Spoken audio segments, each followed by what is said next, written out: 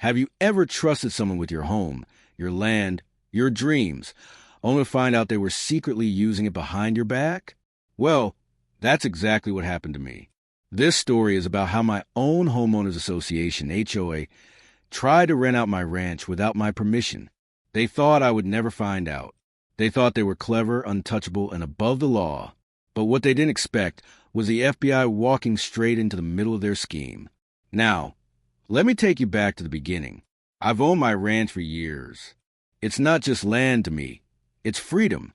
Acres of open fields, old oak trees, a barn that carries the smell of history, and a place where I can breathe without anyone telling me what to do. That's why I moved away from the city, away from noise, away from stress. But with peace came one little problem, the HOA. If you don't know, a homeowners association is supposed to take care of the neighborhood. Things like keeping roads safe, making sure houses follow basic rules, maybe fixing fences. That's what they tell you.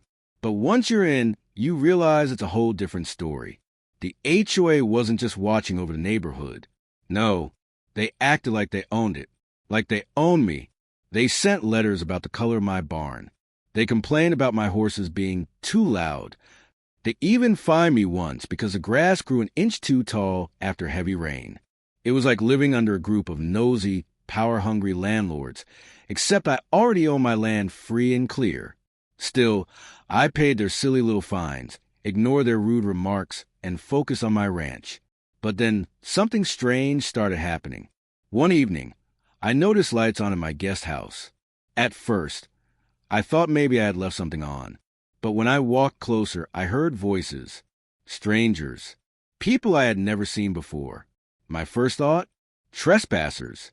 But as I got closer, I realized these weren't people sneaking in. They had luggage.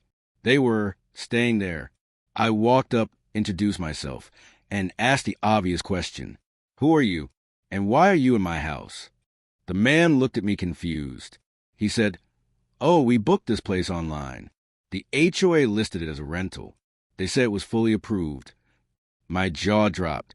The HOA was renting out my ranch without telling me. Can you imagine the anger burning inside me at that moment? My land, my property, my sweat and hard work. And they were making money off it as if it belonged to them.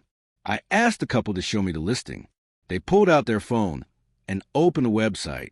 And sure enough, there it was. Photos of my ranch, my barn, my land. All under the HOA's name. That was the moment I realized this wasn't just some accident. This was a scheme. The HOA had crossed a line so deep, it wasn't just wrong, it was criminal. Now, I could have yelled at them right there. I could have thrown the couple out. But they weren't the enemy. They were victims too. They paid real money for a fake listing. So instead, I smiled, told them the truth, and said, "You've been scammed. But don't worry. You're safe here tonight." And inside my mind, I made a promise. This HOA was about to face a storm they never saw coming. The next morning, I gathered every piece of evidence I could. Screenshots of the listing, photos of strangers staying on my land, even copies of emails the guests had received. The HOA had been bold enough to send confirmations under their official name. I knew one thing. This wasn't just a civil issue anymore. This was fraud. But what I didn't know was just how deep it went. Because when I contacted a lawyer, he said something that chilled me. He said, if the HOA is renting out properties they don't own, it might not just be you. This could be bigger. Much bigger. And if it crosses state lines, the FBI could get involved. At first, I laughed. The FBI? For a neighborhood dispute? Sounded crazy. But I had no idea how real it was about to get. Here's where the story takes a twist. A week later, I noticed more strangers arriving at my ranch. Different cars, different faces, same story. They all said they rented the place through the HOA. And when I told them the truth, they weren't just surprised. They were furious. Some had driven across states. Some had spent thousands for what they thought was a vacation. I wasn't the only one wronged. These people were victims too. That's when it hit me. This was no small scheme. The HOA had been running an illegal rental business, using my land and probably others to pull in cash. They were acting like a black market Airbnb, but with properties they didn't own. And here's the best part. The more evidence piled up, the clearer it became that this was a federal crime. Now, I'll leave you hanging right here, because the moment the FBI actually walked in, changed everything. But before I tell you how that explosive day unfolded in part 2, I want you to imagine this. What would you do if your own neighbors tried to steal your property from under your nose? Would you fight back? Or would you stay quiet and hope it stops? Me? I chose to fight. And trust me, you're going to want to hear exactly how it went down. So stick around for part 2, where the FBI makes their shocking move, the HOA gets exposed, and the truth finally comes crashing down. Backhand index pointing right. If you don't want to miss it, hit that subscribe button right now. Turn on notifications, and be ready for the twist you won't see coming. Remember where we left off? The HOA thought they could outsmart me. They thought they could rent out my ranch, pocket the money, and keep me silent. But what they didn't see coming was the FBI. And trust me, when the FBI walked in, everything changed. It started one quiet morning. I was sipping coffee on my porch when I saw 2 black SUVs rolling down the dirt road toward my ranch. My first thought? More renters. More strangers tricked into believing they had paid for my land. But when the doors opened, it wasn't tourists stepping out. It was agents in suits. They walked with purpose, badges out, and asked one simple question. Are you the owner of this ranch? I nodded, heart pounding. The lead agent introduced himself, then said words I'll never forget. We're investigating reports of real estate fraud involving your property. We need your cooperation. That's when it hit me. This wasn't just my fight anymore. The FBI was officially involved. I led them inside, sat them at my kitchen table, and laid out everything I had gathered. Screenshots of the fake listings, receipts from victims, emails the HOA had sent. The agents took notes carefully, exchanged glances, and one of them finally said, "You did the right thing by documenting all of this. What your HOA is doing isn't just unethical. It's criminal fraud. And it looks like it's bigger than just your ranch." Bigger? My stomach sank. The agent explained that I wasn't the only homeowner reporting strange activity. Several neighbors had complained about unauthorized renters showing up. Others noticed unusual financial records linked to the HOA's accounts. This wasn't a mistake. This was a coordinated scam. Here's where it gets crazy. The FBI revealed that the HOA board had been running a secret rental scheme for months, maybe even years. They were taking properties they didn't own, listing them online as vacation rentals, and pocketing the money. Think about that. People were flying in from across the country, paying thousands of dollars to stay at places they didn't even have the right to enter. And the board wasn't just doing it to me. They had targeted multiple homeowners in the neighborhood. I wasn't alone in this nightmare. The FBI told me they needed more evidence. They asked me to stay calm, keep documenting, and most importantly, not confront the HOA directly. Easier said than done. Every time I saw those smug board members driving by, waving like nothing was wrong, I wanted to explode, but I held it in, because now I had the law on my side. Weeks passed.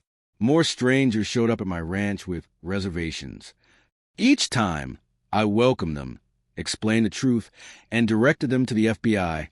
Slowly, a case file was building. But the turning point came one Saturday afternoon. A family of 4 arrived with a printed confirmation email. They looked exhausted, bags in hand, kids crying from the long trip. When I told them the truth, the father clenched his fist and said, "We're calling the police right now." Little did he know, the FBI was already watching. Minutes later, those same black SUVs rolled back onto my property. Agents stepped out, this time with a whole team. And right then, in front of me, the words I'd been waiting for finally spoken. It's time. We're moving in. The next hours were a blur of flashing lights, radio chatter, and the sound of footsteps pounding across the HOA office. The FBI executed a raid, right in our quiet little neighborhood. Neighbors peeked out windows, shocked as agents stormed into the HOA's headquarters. Computers were seized, files were carried out, and board members were led away in handcuffs. I watched it all, standing at the edge of my ranch, a mix of anger and relief boiling inside me. The same people who fined me for having tall grass were now facing federal charges. But here's where it gets even juicier. During the investigation, the FBI discovered the HOA had stolen hundreds of thousands of dollars through this rental scam. They weren't just targeting me. They had built a whole shadow business on the backs of homeowners like us. And get this, they even laundered money through fake maintenance projects. Ever wonder why the HOA charges insane fees for repairs that never happen? Well, in our case, it was a cover-up for their fraud. The more details came out, the more disgusted we all felt. The people we trusted to protect the neighborhood had turned into criminals in suits. Eventually, the HOA board members were indicted on multiple charges: fraud, conspiracy, wire fraud, even money laundering. Court hearings followed. The evidence was overwhelming. Every email, every transaction, every fake rental listing pointed back to them. When the judge handed down the sentence, I couldn't help but smile. Years in prison, heavy fines. Their little empire crumbled overnight. And my ranch? Safe, free, mine again. But here's the lesson I want you to take from my story. Evil doesn't always come kicking down your door. Sometimes it comes smiling, hiding behind rules, paperwork, and fake authority. The HOA thought they had power over me. They thought they could take what wasn't theirs and get away with it. But in the end, the truth caught up with them, and it will always catch up. Now let me ask you, backhand index pointing, right? If someone tried to steal your property, would you stay quiet? Or would you fight back, even if it meant going against a powerful group? Because I'll tell you this, the moment you stand up for what's yours, you might just find that you're stronger than the bullies who try to control you. This was my fight, and I won. But it all started with one choice: refusing to stay silent.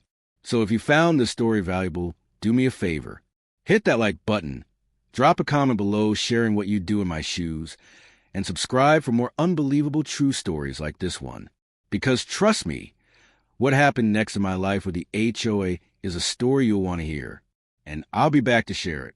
Until then, remember this: your land, your freedom, your voice, it's worth protecting,